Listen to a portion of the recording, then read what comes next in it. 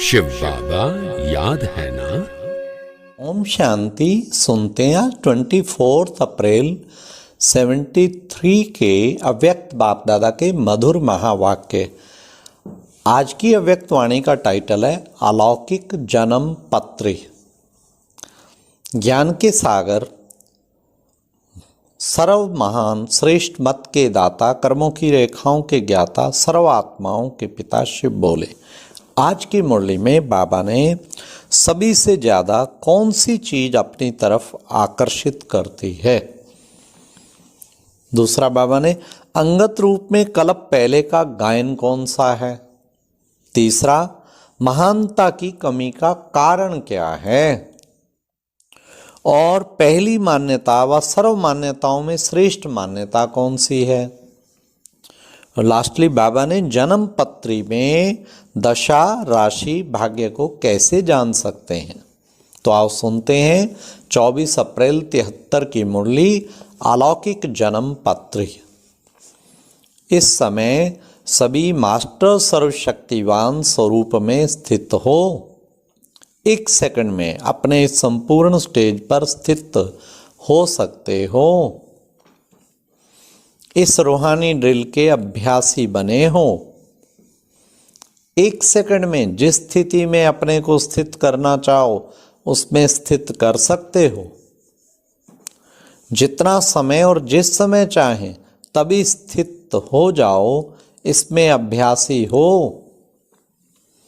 कि अभी तक भी प्रकृति द्वारा बनी हुई परिस्थितियां अवस्था को अपनी तरफ कुछ ना कुछ आकर्षित कर लेती हैं।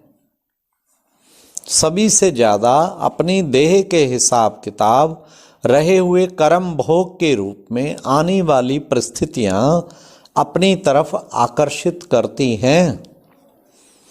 यह भी आकर्षण समाप्त हो जाए, इसको कहा जाता है ना संपूर्ण नष्टो मोहा। जिस वस्तु से मोह अर्थात लगन होती है वह अपनी तरफ बार बार आकर्षित करती है। कोई भी देह की व देह की दुनिया की परिस्थिति स्थिति को हिला नहीं सके। इसी स्थिति का ही गायन गाया हुआ है। अंगत के रूप में जो कल्प पहले का गायन है यही संपूर्ण स्टेज है। जो बुद्धि रूपी पांव को प्रकृति की परिस्थितियां हिला नहीं सके ऐसे बने हो। जितनी योग्यता उतनी महानता दिखाई देती है। महानता की कमी के कारण को जानते हो। जो मुख्य मान्यता सदैव सुनाते भी रहते हो उस मान्यता की महीनता नहीं है। महीनता आने से महावीरता आ जाती है। महावीरता अर्थात महानता। तो फिर कमी किस बात की रही। महीनता की रही ना। महीन वस्तु तो किसी में भी समा सकती है। बिना महीनता के कोई भी वस्तु जहां जैसा समाना चाहे वैसे समा नहीं सकती। जितनी जो वस्तु महीन होती है उतनी माननीय होती है, पावरफुल होती है। तो अपने आप से पूछो कि पहली मान्यता व सर्व मान्यताओं में श्रेष्ठ मान्यता कौन सी है। श्रीमत ही आपकी मान्यता है। तो पहली मान्यता क्या है। देह सहित सब कुछ भूलना। छोड़ो या भूलो, भूलना भी छोड़ना है। पास रहते भी अगर भूले हुए हैं तो छोड़ा हुआ है। भूलना भी गोया छोड़ना है। जैसे देखो सन्यासियों के लिए आप लोग चैलेंज करते हो ना कि उन्होंने छोड़ा नहीं है। कहते हैं घर बार छोड़ा है लेकिन छोड़ा नहीं है क्योंकि भूले हुए नहीं है।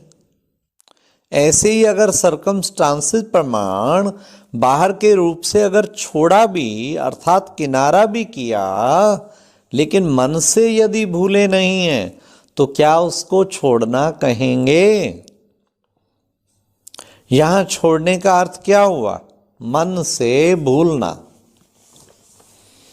जिन्होंने जब से मन से त्याग किया, अर्थात कोई भी देह के संबंध व देह के संबंध को एक सेकंड में त्याग कर दिया, उनकी वह तिथि, तारीख और वेला सभी ड्रामा में व बाप दादा के पास नोंधी हुई है। एक एक बात की प्राप्ति प्रैक्टिकल जीवन के साथ संबंधित है। यह है ही अपनी तकदीर को जानने का नेत्र। इससे आप हर एक अपनी फाइनल स्टेज के नंबर को जान सकते हो। हाँ, हमारी फाइनल स्टेज क्या है, बाबा कहते उस नंबर को जान सकते हो। जैसे ज्योतिषी हस्तों की लकीरों द्वारा किसी की भी जन्म पत्री को जान सकते हैं, वैसे आप लोग मास्टर त्रिकालदर्शी त्रिनेत्री ज्ञान स्वरूप मास्टर नॉलेजफुल होने के नाते अपने मर्जीवा जीवन की प्रैक्टिकल कर्म रेखाओं से, संकल्पों की सूक्ष्म लकीरों से अगर संकल्प को चित्र में लाएंगे तो किस रूप में दिखावेंगे? अपने संकल्पों की लकीरों के आधार पर व कर्मों की रेखाओं के आधार पर अपनी जन्म पत्री को जान सकते हो कि संकल्प रूपी लकीरें सीधी अर्थात स्पष्ट हैं, कर्म की रेखाएं श्रेष्ठ तथा अर्थात स्पष्ट हैं।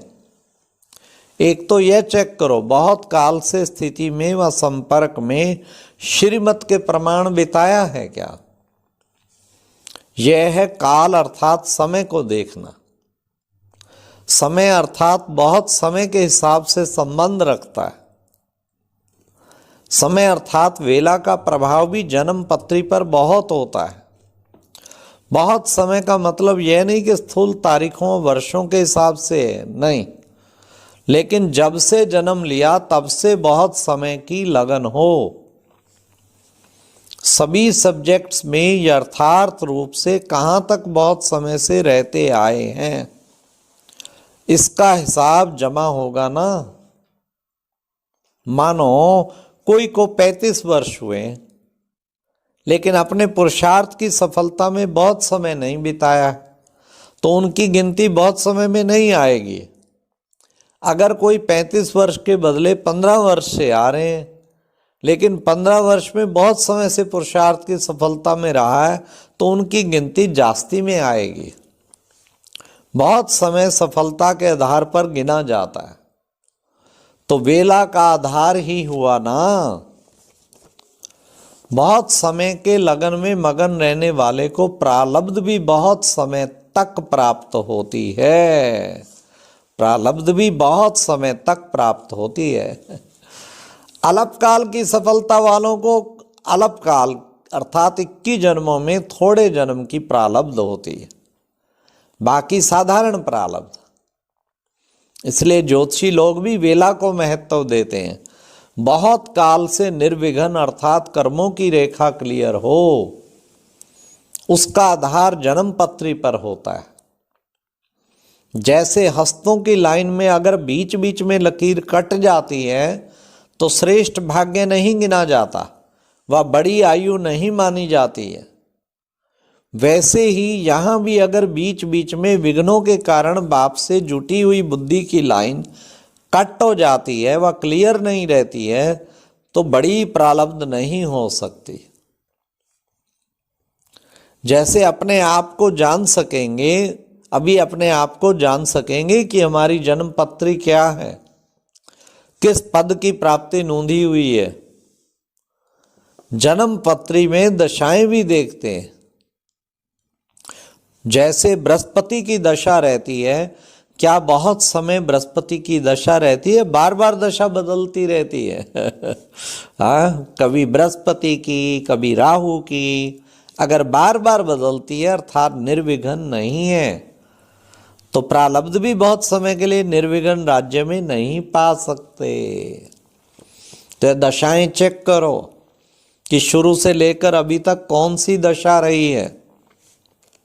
जन्म पत्री में राशि देखते हैं, यहाँ कौन सी राशि है? यहाँ 3 राशि हैं। अब बड़े ध्यान से सुनना, बाबा कौन सी 3 राशियां बता रहा है। एक है महारथी की राशि, दूसरा है घोड़ेसवार की, और तीसरी है प्यादे की राशि। इन तीनों में से अपनी राशि को भी देखो कि शुरू से अर्थात जन्म से ही पुरुषार्थ की राशि महावीर की रही या घोड़ेसवार की या प्यादे की रही। इस राशि के हिसाब से भी जन्म पत्रिका मालूम पड़ जाता है। मास्टर त्रिकालदर्शी का ज्ञान स्वरूप बन अपनी जन्म पत्री स्वयं ही चेक करो और अपने भविष्य को देखो। राशि को व दशा को व लकीरों को बदल भी सकते हैं। हाँ, लो मार्जिन मिल गई, कोई बदलना चाहे तो परखने के बाद, चेक करने के बाद फिर चेंज करने का साधन अपनाना। ये नहीं भाई मेरी तो राशि ये दशा ये हाथ पे हाथ रख के बैठ जाए, नहीं, बाबा ने कहा बदल भी सकते हो और चेंज करो चेक के बाद। स्थूल नॉलेज में भी कई साधन बताते हैं। यहाँ तो साधन को जानते हो ना, तो साधनों द्वारा संपूर्ण सिद्धि को प्राप्त करो। समझा? ऐसे ज्ञान स्वरूप, एक एक टाइटल सुनना बाप दादा का दिया हुआ, पूरी मुरली रिवाइज हो जाएगी। ऐसे ज्ञान स्वरूप बुद्धि द्वारा सिद्धि को प्राप्त करने वाले, संपूर्णता को अपने जीवन में प्रत्यक्ष दिखलाने वाले, सदा अपनी स्वस्थिति से परस्थिति को पार करने वाले महावीरों को बाप दादा का याद प्यार और नमस्ते। अच्छा, ओम शांति। आज की मुरली में विशेष क्या था? कोई भी देह की व देह की दुनिया की परिस्थिति स्थिति को हिला ना सके, इसी स्थिति का ही गायन है अंगत के रूप में, जो बुद्धि रूपी पांव को प्रकृति की परिस्थितियां भी हिला ना सके। और बाबा ने सभी से ज्यादा अपने देह का हिसाब किताब रहे हुए कर्म भोग के रूप में आने वाली परिस्थितियां अपनी तरफ आकर्षित करती हैं। और अब यह एक बहुत अच्छी वीडियो भी जरूर देखें।